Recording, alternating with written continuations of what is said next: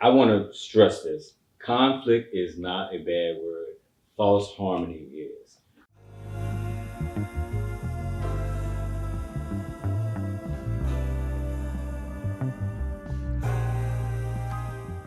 Welcome to our YouTube channel. Hi, I'm Tia. And I'm Cullen. Your favorite relationship coaches. And today's topic is healthy arguments. I think we spent a significant part of our relationship having unhealthy arguments. The key to our transition from unhealthy to healthy was the reminder, number one, that you're in an unconditional relationship. So there are only certain things that are profitable in terms of arguments. Let's be really clear. Having conflict is not a problem. Conflict is not a bad word. That's not the problem. False harmony is. And sometimes what happens is people are going to have chapters and chapters of false harmony. Yeah. So you think you know your partner and you got a false read. And then, because that person said, well, this is my wife, or this is my husband. So I'm going to give him a pass on this. And it's something you can't lift. That lift becomes so heavy over time. You're like, look, I'm going to have to now address this. Your partner is like, wow, where did that come from? Yeah, because you're going to blow up. You're going to blow up. Yeah. If you allow whatever the conflict is, whatever the action that they did that's bothering you, and you just continue to say, oh, I'm okay with that, your hurt timeline will get longer. Right. You will divulge into a dysfunctionship because that hurt is going to sit and resentment is going to sit in, and then you explode. And then that's when those vicious, violent arguments happen. We used to have them all the time. And the transition came, like Cullen said, another thing the transition came out of is we had to had to remember that we're on the same team. I'm not against you, but this thing is causing a separation between us. Let us come together, get creative against this topic.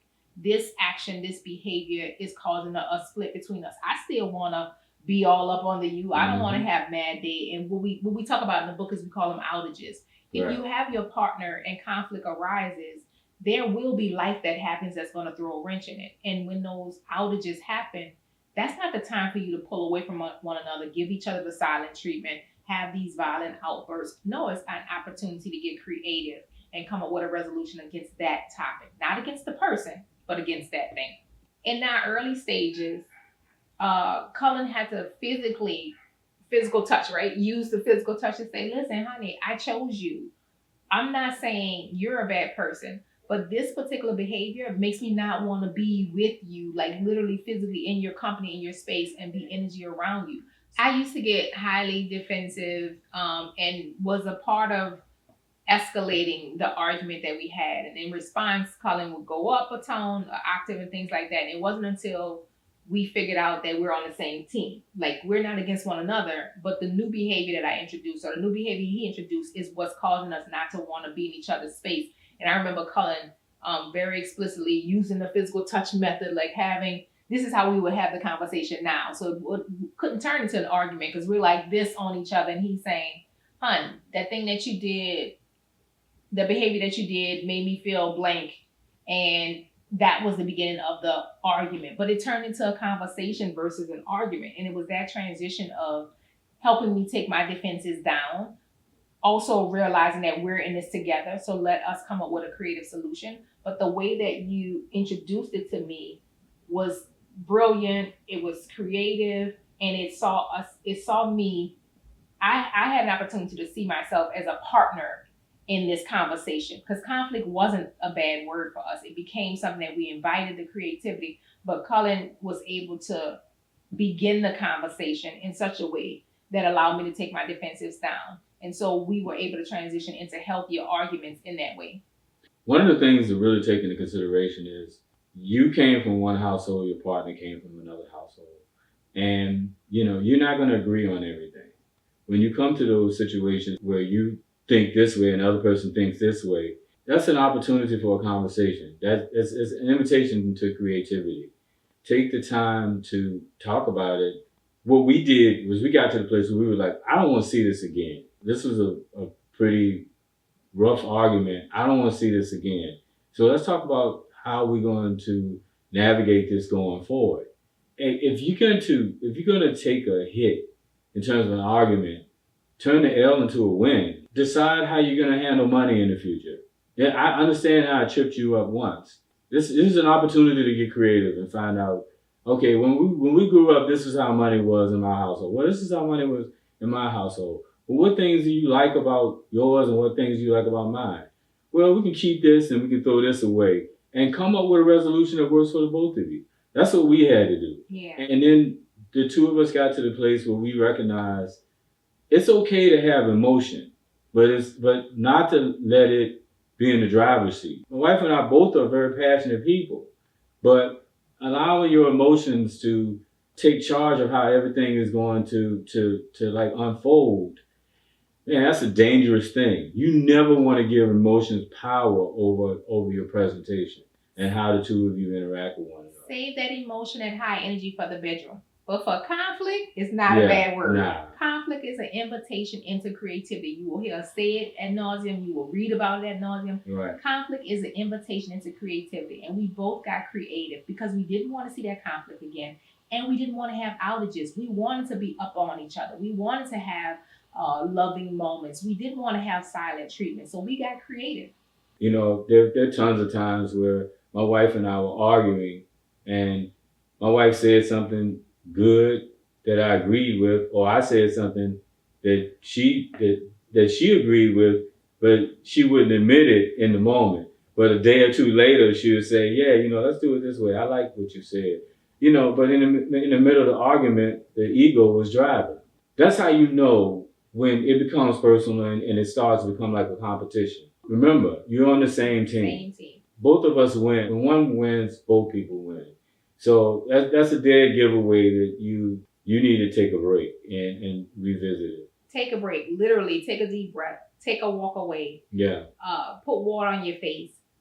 Have a word that you all say together that you know that I need to step away because my emotions are getting high, my ego is flaring up, my tone is raising, and I need a pause.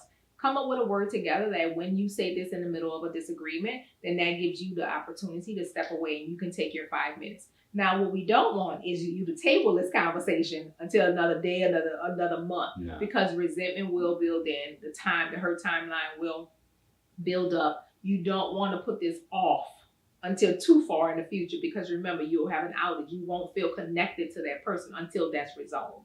So know when you're in an unhealthy argument, but be sure to make sure you take your break and come back to it to come up with a creative solution. Another thing is this is what I have to say about arguing. I don't care how great your partner is. There's going to be some things that you don't like. Take them off the potter's wheel.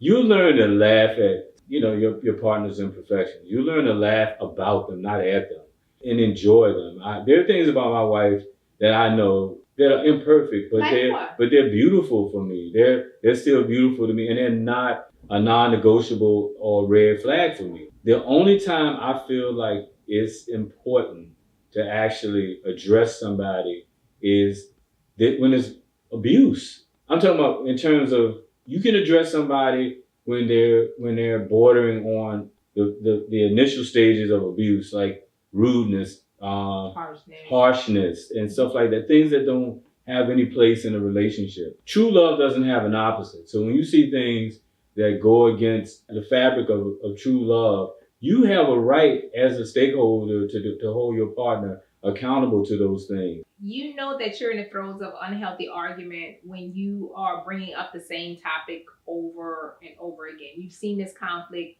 multiple times and you want a resolution, but your means of going about a resolution is to keep on bringing it up. Remember, you keep doing this and you did it again and you did it again. Everything within you is saying, I'm not okay with this. I'm going to harbor some resentment. I want a resolution. And we want to just have you pause because the way you're going about it by repeating it and bashing it over your partner's head is not going to come out on a positive end. That's not a way to get a creative solution. I'm going to share something with you I think is very, very powerful. It's very powerful for me and transformative for me. And my wife and I, normally, we don't introduce our religion on the show. It's a very spiritual thing, but we don't really introduce religion. And I'm not really going to introduce it now. But here's what I have to say to you.